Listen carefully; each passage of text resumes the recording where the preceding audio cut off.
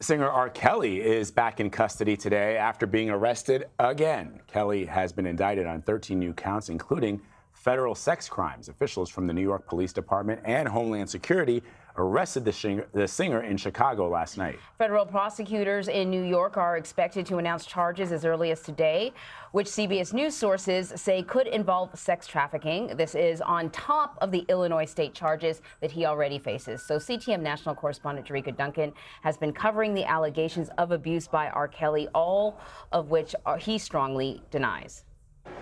For the second time this year, R&B singer R. Kelly was arrested in Chicago on sex crime charges. Federal agents took the three-time Grammy winner into custody. Sources say it happened while he was walking his dog in front of his Trump Tower apartment Thursday night. For more charges, even if you're innocent. Kelly's crisis manager, Daryl Johnson, says the singer's team was expecting federal charges, and they are ready to fight them. It has a lot of fans, a lot of people praying for him, and they're wishing him the best. And, you know, the best outcome is for him to be out, and that's what we all hope. Kelly had already been charged with a number of sex-related crimes this year. The new indictment alleges additional counts. Just 6 weeks ago, he pleaded not guilty to 11 of those charges in Chicago, 4 of which carry up to 30 years in prison each, if convicted. In an explosive interview with Gayle King in March, Kelly insisted he has done nothing wrong and denied allegations he abused women. Well, how stupid would it be for R. Kelly, with all I've been through in my way past, to hold somebody, let alone 4, 5, 6, 50, you said. How stupid would I be to do that? Is this camera on me? Yes, it's on. That's stupid. Use your common sense. The singer has denied allegations of sexual misconduct for decades and was acquitted on state child pornography charges in 2008. And Jericka Duncan and attorney Deborah Blum join us to talk about these new charges. So let's start with you, Deborah. What stands out to you? I saw Ricky Kleeman on CBS This Morning say this federal sex trafficking charge could mean a life sentence for him. Well, there's not that much information at this time. It seems like he's going to be facing charges in New York as well as in Chicago. What is tantamount to me right now is he might not get out on bail. When it is a sex crime in the federal system, it's much harder for a defendant to make bail. There are different criteria. So because of the fact that he has had sex crime allegations against him for the past 2 decades, I'm not sure if his defense attorney is going to be able to work out a bail package. And then how does this work when there are charges in 2 different jurisdictions? Well, the federal government is allowed to do that. To me, it seems a bit excessive because we know that he's being charged in one jurisdiction. It is the U.S. government. You would think that they could cover all the charges, but I guess there are accusations against him in both Chicago, which some of the charges there also involve his team. His manager is being charged for tampering with evidence in his 2000 case. Remember when he won the child pornography charges there? So there's a whole slew of accusations that are against him and then possibly members of his team. We might see more accusations. I'm curious whether the child pornography that he allegedly possessed, whether it's a hard copy or if it was from digitally downloaded. So there are a lot of questions and we're going to learn more. It's just we don't have that much information at this time. Right. So, Jericka, you spoke with R. Kelly's team. What do they say about their next steps? I know that you, in your earlier report, you said they were expecting this. They were expecting this. I've been in touch with Steve Greenberg, R. Kelly's attorney, weekly, and the last conversation we had was maybe a week or so ago about that tape that was finally turned over to the defense. We discussed that. When I had asked him before about the possibility of federal charges, he said, we'll deal with that if it happens. They knew that this was a real possibility. Now they're dealing with it. I've been trying to reach out to Steve Greenberg since about 2 o'clock this morning, have not heard a response. I imagine he's getting ready for a possible arraignment that could happen sometime today. As far as his crisis manager, they said they're going to prepare the best way they know how. They believe in his innocence, and they're going to move forward. So, again, more problems, more troubles, but it just gets more and more complex and complicated. Yeah, it really does. So this is the second time he's been charged with possessing child pornography.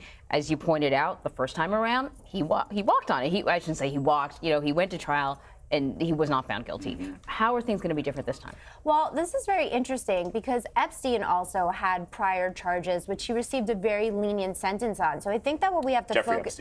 Yes, so that was also in 2008. So I think that it's a very different climate right now, and clearly the federal government is going after these types of charges. They might want him to forfeit his assets. I don't think that R. Kelly has many assets left at this point. It seems like his fans are paying for his legal defense.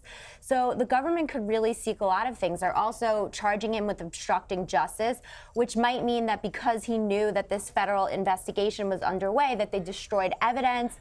You know, the details, as I keep saying, we don't know what the counts of the indictment actually say. I haven't seen a copy of it, but it seems like he really might be going to jail for life, as you said before, because he has the state charges where he initially faced about 10 charges and then 11 more were added. And now he's being charged in 2 federal jurisdictions.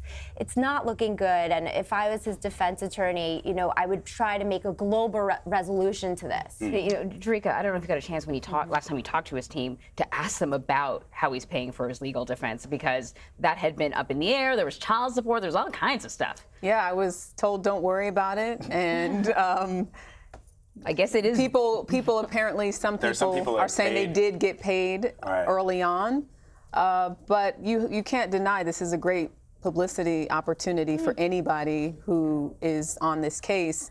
And if they were to prevail, it's an even greater, way to get your name out there. Yeah. So even without the money, I think just being a part of this and seeing the type of media attention that it's getting now is almost invaluable. Let me ask you about the victims and the families of some of the alleged victims. You've been covering this story almost from the very beginning. But have you spoken to anybody, girlfriends, family of the girlfriends, or victims since these new charges have come out? So I want to go back to 2017 when BuzzFeed came out with that article putting the pressure on R. Kelly when they said he was housing women or sort of keeping them captive. That's really what sort of started this. We did our own story in 2018 with a woman who said R. Kelly gave her a STD knowingly. And then, of course, January of 2019, we have the 6-part docuseries, Surviving R. Kelly. The family we really got to know of the 2 girlfriends. And they ones that maintain, are living there, right? Exactly. They still maintain that their children, who are grown, were brainwashed, that they're there because R. Kelly has convinced them that they have to be there. They believe that. We've interviewed them several times. So this morning, Joycelyn Savage, one of the 2 girlfriends of the family, said, "We are satisfied that federal authorities believed the families and survivors that were victims of Robert Kelly. We will be traveling to Chicago soon to reunite with Joycelyn." So the question, too, is what role did these girls potentially play in this federal indictment?